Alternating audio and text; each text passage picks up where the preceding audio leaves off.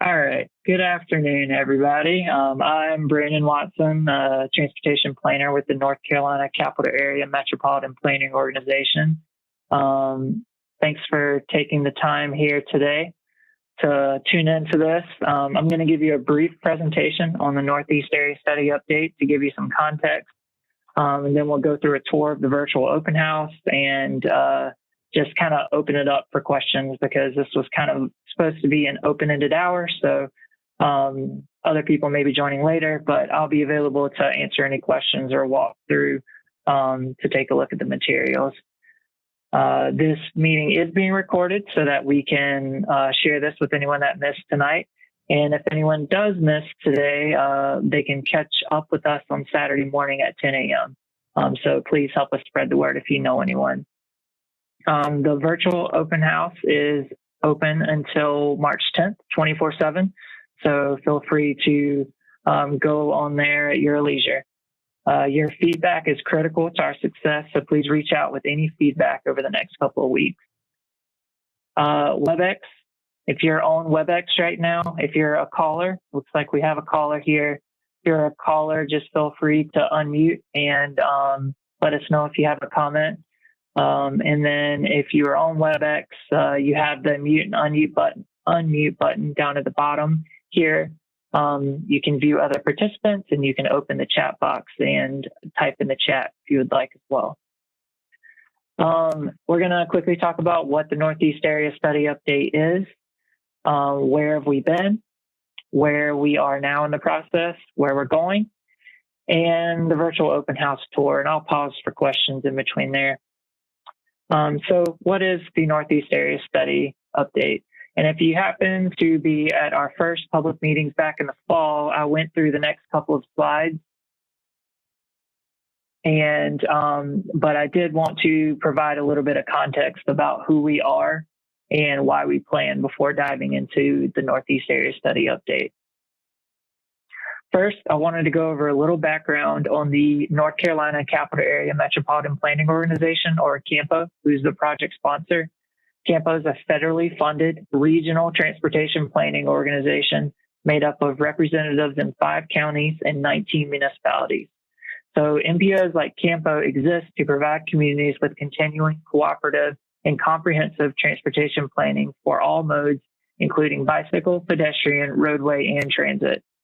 You can see CAMPO's vision here is a multimodal transportation network that is compatible with our growth, sensitive to the environment, and improves quality of life and is accessible to all.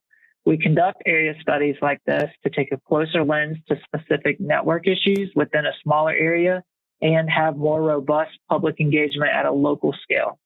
Recommendations from area studies, such as the Northeast Area Study Update, will inform the 2050 Metropolitan Transportation Plan, which is the region-wide long-range transportation plan updated every 4 years. So why do we plan so far out in advance? Transportation is critical to connecting communities, and that choices made at the local, state, and federal level can strengthen and lift up communities. They can improve quality of life, and they can increase economic activity. This illustration here shows how all of the local transportation and land use plans, as well as corridor and special studies, they all flow up into the prioritization of projects into the Metropolitan Transportation Plan, or MTP. This Northeast Area Study Update is an update to the 2014 NEAS. This update came about as the area of CAMPO's region is seeing high rates of growth and has some of the fastest growing communities in the state. Rapid growth always comes with challenges, including land use and travel patterns. This update will provide recommendations across all of the modes and refresh policies and priorities that have evolved since that 2014 study. So we're really looking at needs 20 plus years out here and what you want your community to look like in the future. We've partnered with stakeholder groups in the area to create a stakeholder oversight team, which includes elected officials and other community leaders to provide oversight direction and valuable feedback on the study findings and recommendations. They've really been helping us to provide some local context on the policymaking side and the stakeholder engagement side. They've been providing key decision-making on priorities and recommendations, and helping us to encourage people to participate. We've also partnered with all the communities within the NEAS Update study area to create another committee, our core technical team, and that's made of local planning and engineering municipal staff. They're really focused on key deliverables for the study, providing local context, integrating their local planning efforts, and meeting more frequently. So where is this project? This project is, you can see the boundary here. We've got Wake Forest, Rollsville, Knightdale, Wendell, and Zebulon in Wake County, so the northeast portion of Wake County. That includes all of the unincorporated areas in between. And then the southern part of Franklin County, that includes Franklinton, Youngsville, and Bunn. And again, all of the unincorporated areas in between.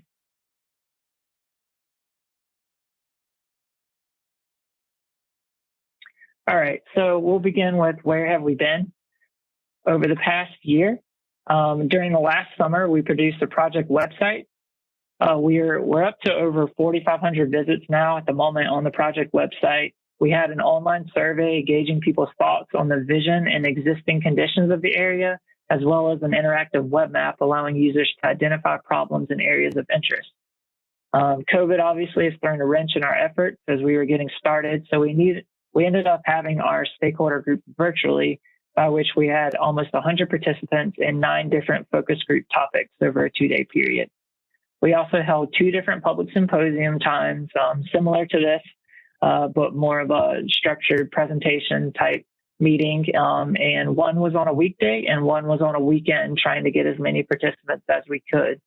In addition, we've been holding core technical team meetings monthly, and all of this public engagement helped us to develop our guiding principles, which we've been using throughout the project.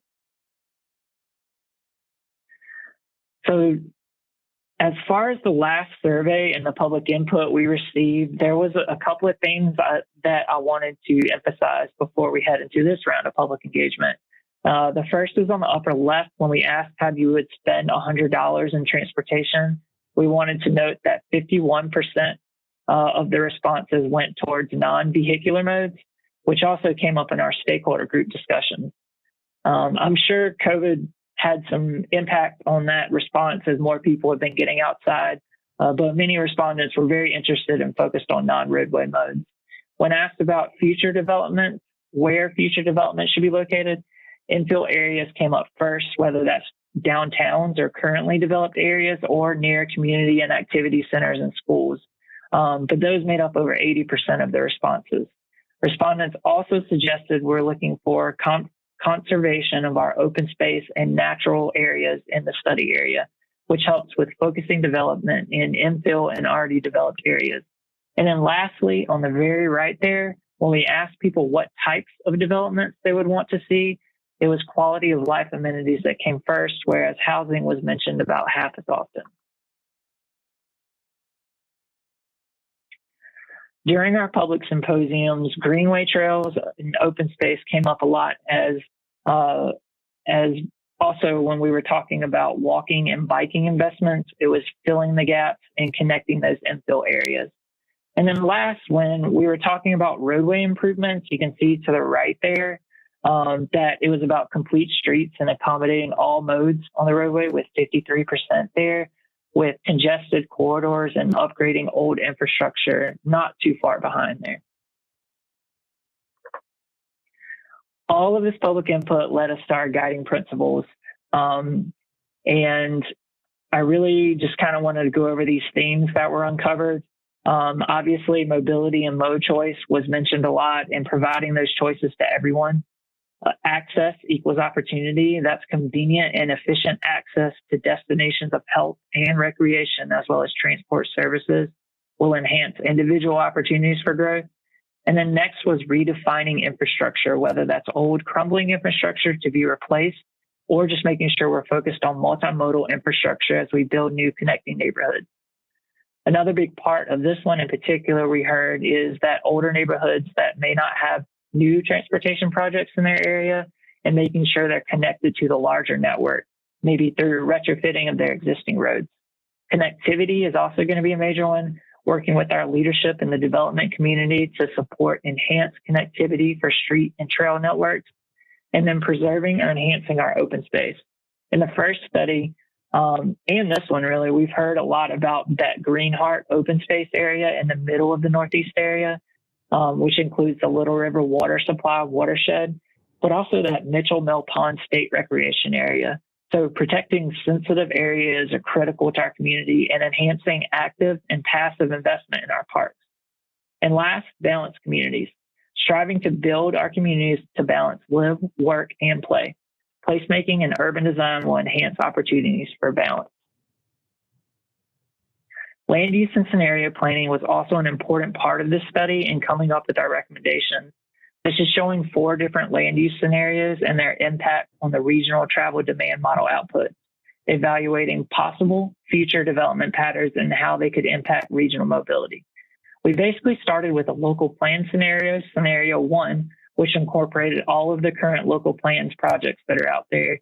And then we came up with alternative plan scenario A and B, A being more decentralized suburban type development and B being a more centralized dense town center development. And we kind of measured their pluses and minuses in certain categories, such as new homes and walkable areas, average dwelling unit density, density near transit, vehicle miles traveled, other metrics like that. Then we took the best elements of each of those 3 to create a blended scenario 4 on the right-hand side. And you can see that these look pretty similar. So the biggest takeaway from a roadway congestion perspective here is that there are minor differences in specific zoomed in locations and corridors, but collectively through the whole study area, it was a minor difference in total. Therefore, our objective here is to remove as much of these red congested corridors as we can in the future. So where are we now? Part of our process for the roadway component, well, we're actually reviewing the project schedule here. We were in the discover phase. That was at the beginning where we were looking at existing conditions. And we've completed that phase where we ended up with our guiding principles. And then this past fall, we were heavily focused on that analysis and scenario planning side of things, along with some hotspot concept designs. And then now we're entering those draft recommendations and seeking public review to refine those recommendations.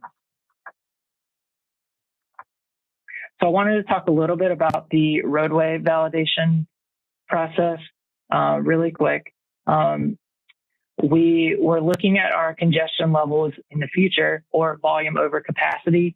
So we wanted to validate the performance of all of the MTP projects that currently exist.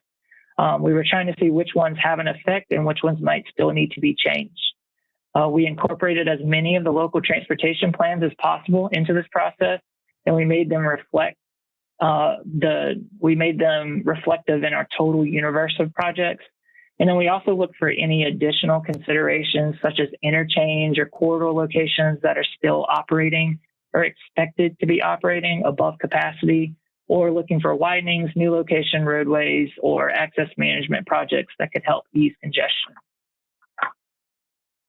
One other thing to note here is our collector street network, and they would kind of pull vehicles off of the main road and utilize alternative networks. And then we also analyzed our alternative modes network because this is a long-range transportation planning effort. We like to think big and have a long-range vision. So we came up with a framework to classify bicycle and pedestrian improvements into these near, mid, and long-term buckets, and incorporated that into discussions with our CTT members. We're considering rails with trails opportunity as well along the 2 rail corridors within the study area, north from downtown Raleigh into Franklin County and east from downtown Raleigh through Knightdale, Wendell, and Zebulon. Regarding transit needs, we're looking at a variety of service enhancements, including extending existing routes, improving amenities and technology near current stops and stations, looking at all first and last mile opportunities that would coordinate really well with, for example, the Northeast Wake Micromobility Plan, and then looking at some of those passenger rail opportunities along the corridors that I just mentioned, which are still being refined as we go through this engagement period that we are kicking off now.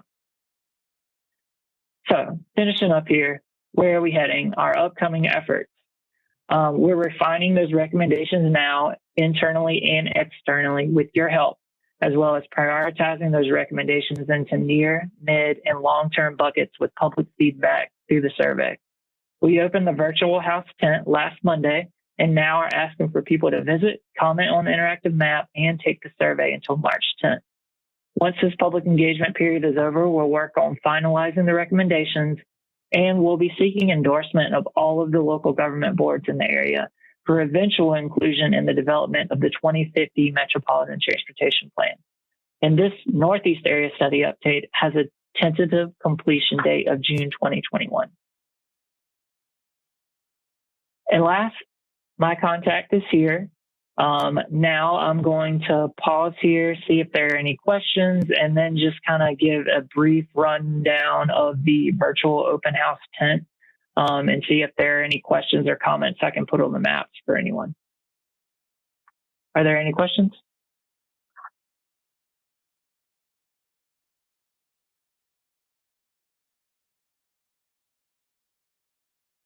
All right. So if you saw our flyers or have been sent any information from the variety of different ways we've been reaching out, it would have taken you to our Northeast Area Study Update website. So I just kind of wanted to point that out. This is the public outreach tab where you'll end up to go to the virtual tent. And this link is actually on most of the other tabs as well. So I wanted to point out down here at the bottom, we also have a link to a website that has all of the PDFs available in another form if the virtual open house just isn't working for you, or just if you'd rather not go into that 3D environment, you're welcome to use this to see all of the materials. So if you enter the virtual open house tent, I'm actually going to go back out here.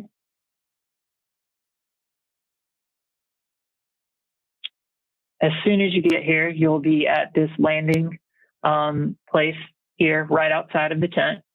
And there's a board here describing which each station has, which I've kind of already gone through here with the different modes. There's a welcome video here that explains about the study, a lot of the information I just went over. We have a project flyer and then our Title VI information here. If you enter the tour, the first station are boards telling you about what we've heard and what we've done with the study so far, which I just took everyone through, so I'll skip that one. You can either advance through these arrows on the side here, or if you turn, you can click the circles down below. The next station is the bicycle pedestrian station. We have a couple of boards here that explain about how we ended up with our bicycle and walking improvements and recommendations. There is a button here with an eye. If you click on that, there's instructions, additional instructions about how to interact with the map. Oh, sorry about that. And then underneath the boards, there is a feedback button that you can click on. And this is just a really easy way for you to check how you feel about the recommendations and then let us know if you missed anything, if we missed anything. To the right of the bicycle pedestrian station is a board that kind of explains about what these different categories on the map are. So we have a complete street urban, a complete street redesign on-road, a street redesign off-road, and a greenway. Those are the four categories, and we included examples here of what they could possibly include corresponding to the different colors. And basically, really fast, the complete street urban includes more of an urban type environment. That can include bike sharrows, bike lanes, and buffered bike lanes within the curb, or the separated bike lane, side path, and multi-use path outside the curb, but still within the right-of-way. The street redesign on-road could include the sharrows, wide outside lanes, paved shoulders, bike lanes, or buffered bike lanes, all within the curb.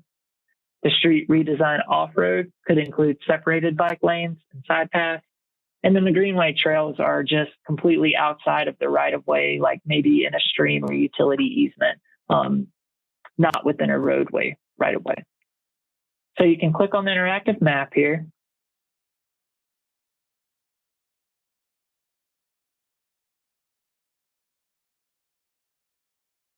And there is a screen that comes up that kind of explains what I just told you, as well as some how to kind of navigate this map and how to get more information. These are our recommendations here. Hopefully there's nothing blocking the view here. And there are 4 tabs up here. So feel free to kind of play around with the map. You can leave us comments. You see the tannish brown color here are public comments that have been left already, or you can add a line yourself. If you click this button here, you can add a point or add a line yourself. You can see there's a few comments already we've received on this map. Next, we'll go over to the Roadway Station. Same thing here. We have the boards that kind of explain how we ended up with our roadway improvements, our proposed improvements. And then there are the same 2 buttons here that can explain a little bit more how to interact with the map and how to leave your feedback.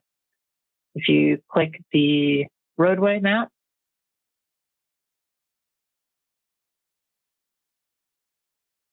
as you can see, we have a lot more comments on this one so far, which is great. Same thing here. You can click the very left button at the top to be able to leave a comment or completely draw a new line here. You can see where some people have been drawing some roads all the way just outside the study area as well, which we'll be glad to share with our partners and discuss those connections between the study area and the boundaries of the next area. And then you're just able to leave a comment. So just zooming in on a comment here, for example, one comment says to upgrade NC 98 to 4-lane median divided. This is a great comment. It kind of lets us know that this agrees.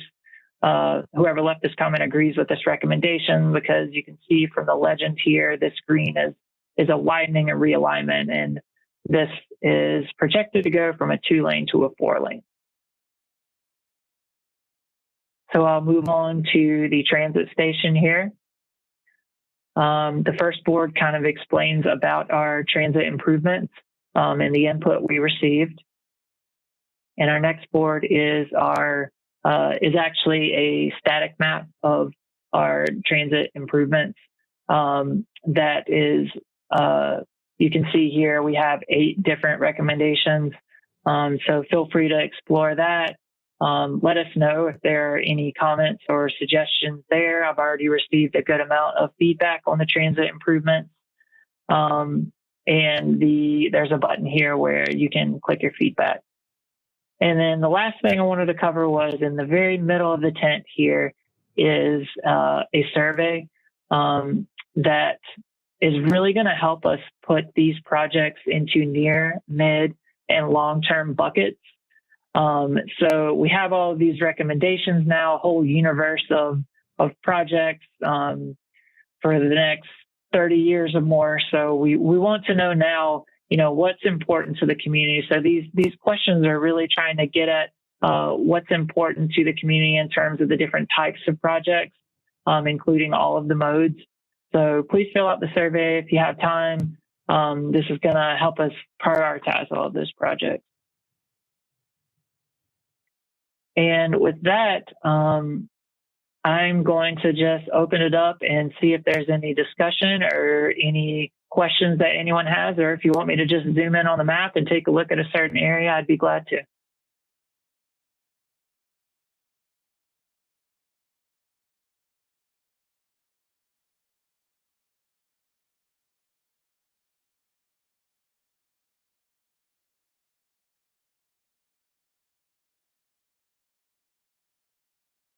Looks like we've had a couple of people join since we started too. So are there any questions or any discussion?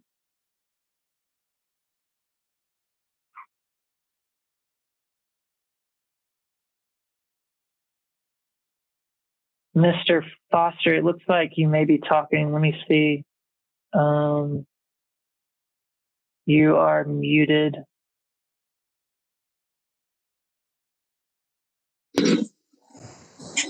Brandon, tell me a little more about the rail line through Franklinton and Youngsville. Sure, be glad to. So we have our map here, and if you can see here on this map, it says currently in planning and preliminary design to connect with Virginia.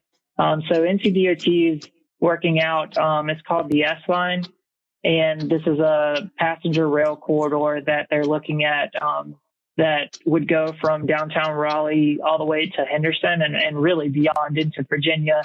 Virginia has been working on purchasing their portion of the rail corridor, so North Carolina is working on theirs as well now. And you're right, that would go through Franklin County. Sorry. Is there any other information you'd like about it? Yeah, I would. There's a rail line from Franklinton that goes down to Lewisburg. Is there any way to include that? From Franklinton to Lewisburg. Yeah, so that is a good question. That has actually been let me show you the bicycle pedestrian map here. That's actually been a hot discussion point through the bicycle pedestrian map with a rails to trails corridor or rails with trails, depending on if there's a rail project. But we've been talking with the town of Franklinton and Franklin County about that. I know that they're very interested in having a trail that goes through there. But there actually hasn't been much discussion about a passenger rail through there. So that is a good comment, and I can look into that for you. And what kind of rail line are we talking about in the Nightdale Zebulon area? Is that so? You can see here, just really fast, this is the greenway. We have a proposed greenway along that rail corridor up there right now. And then the Nightdale one here, actually, let me go back to the transit map.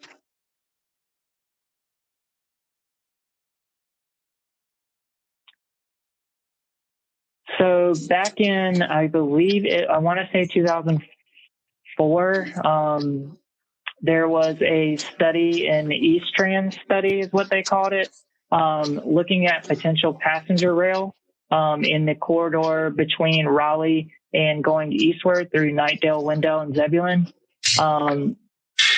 It's currently not a very heavily used rail line.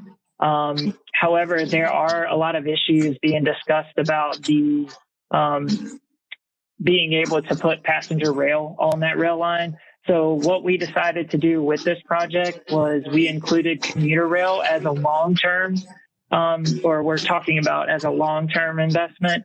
And then just kind of to see if that's able to get a project there in the future.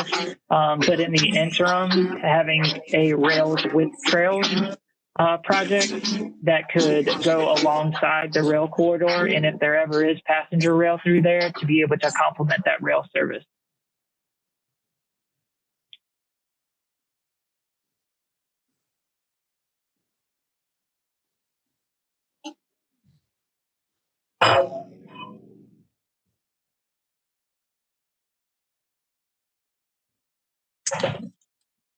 Did that answer your question, or do you have any other questions?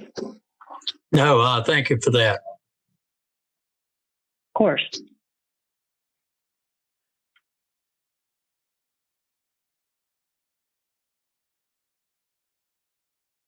All right. Well, so I am going to hang out here for a while and see if anybody pops in and has a question.